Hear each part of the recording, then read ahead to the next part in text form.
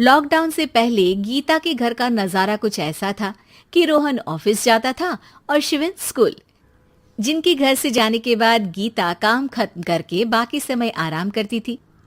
लेकिन लॉकडाउन के बाद ऑफिस और स्कूल घर में ही खुल गए और इससे गीता का हाल वो तो आपको देखने में ही मजा आएगा। शिविन, ओ शिविन, महाराज उठने के लिए क्या 21 तोपों की सलामी लेंगे? अरे बिस्तर से बाहर निकल, ऑनलाइन क्लास स्टार्ट होने वाली है। अरे तुम भी हद करती हो, स्पीकर की तरह चिल्लाने की क्या जरूरत है? दिख नहीं रहा मेरी कॉन्फ्रेंस चल रही है। अब कैमरा और स्पीकर ऑन कर रहा हूं, मुझे कोई शोर नहीं चाहिए। इस पर जैसे ही रोहन लैपटॉप का कैमरा और स्पीकर ऑन करता है तभी कुकर की सीटी बजती है। करा लो अब इसे चुप। लॉकडाउन नहीं हुआ, मेरी मौत का फरमान जारी हो गया।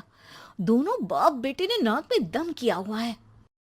ऐसा बोलकर गीता वहां से शिविन के कमरे में पहुंच जाती है, जहां शिविन अभी भी सो रहा होता है।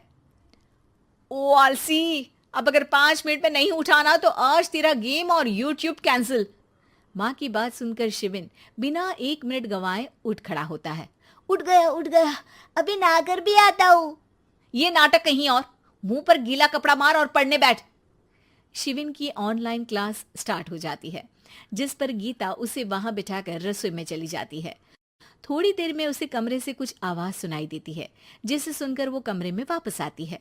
हाय राम, तुझे क्लास अटेंड करने के लिए बोला था, कैमरा ऑफ करके बिस्तर पर नाचने के लिए नहीं बोला था। मम्मी मुझे कुछ समझ नहीं आ रहा, आप बाद में पढ़ा देना ना, वैसे भी अटेंडेंस तो लगी गई है।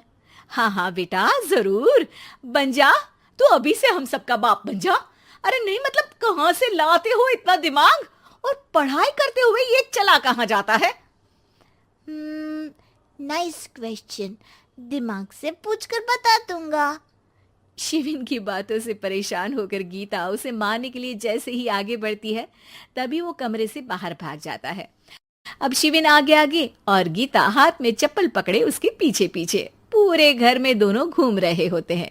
इसी बीच वो रोहन के पास पहुंच जाता है और शिविन को मारने वाली चप्पल रोहन के लैपटॉप पर जाकर गिरती है। ओए माँ! मम्मी, अब पापा को चप्पल मार रही हो? वो आज तक के रिपोर्टर, चुपचाप जाकर क्लास अटेंड कर ले, नहीं तो अगली तेरे पीछे लगेगी। इस पर शिविन वहां से चला जाता है, जिसके बाद रोहन गीता से कहता है, इस सर्कस के लिए कुछ बोलना चाहोगी? अरे क्या करूं, जब से तुम दोनों घर में रहने लगे हो घर अपने आप ही सर्कस बन गया है और मैं तुम्हारी नौकर। कभी बेटी को संभालो तो कभी बाप के नखरे उठाओ। इन्हीं सब उथल पुथल में दिन बीतते रहते हैं, जिसमें हर रोज घर के अंदर कुछ नया सियप्पा खड़ा मिलता है, जो ज्यादातर शिविन और रोहन के ऑनलाइन स्कूल और ऑफिस से रिलेटेड ही होता है। एक सुबह, शिविन चलो उठ, आज की क्लास जल्दी है। कैमरा ऑफ करके आप अटेंड कर लो। अरे ऐसे छित्तर पड़ेंगे, दादी नानी सब एक साथ याद आ जाएंगी। गीता की लाख मशक्कतों के बाद क्लास तो खत्म हो जाती है, लेकिन उसके बाद शिविन फोन इस्तेमाल करते हुए इंस्टाग्राम रील बनाने लगता है। रसोड़े में कौन था? तुम थी, मैं थी, कौन था? कौन था? हाँ, मैं गरीब हूँ। अरे ओ गरीब के बेटे, आजा, मैं बनाती हूँ तुझे गरीब। मैं बताती हूँ रसोड़े में कौन था। पढ़ाई करने बोलो तो इनकी माँ मर जाती है और ये पागलपंतियां जितनी मर्जी करा लो। गीता शिविन को डांट रही होती है, तभी रोहन बीच में बोल पड़ता है। अरे बच्चा ही तो है, इतना गुस्सा क्यों कर रही हो?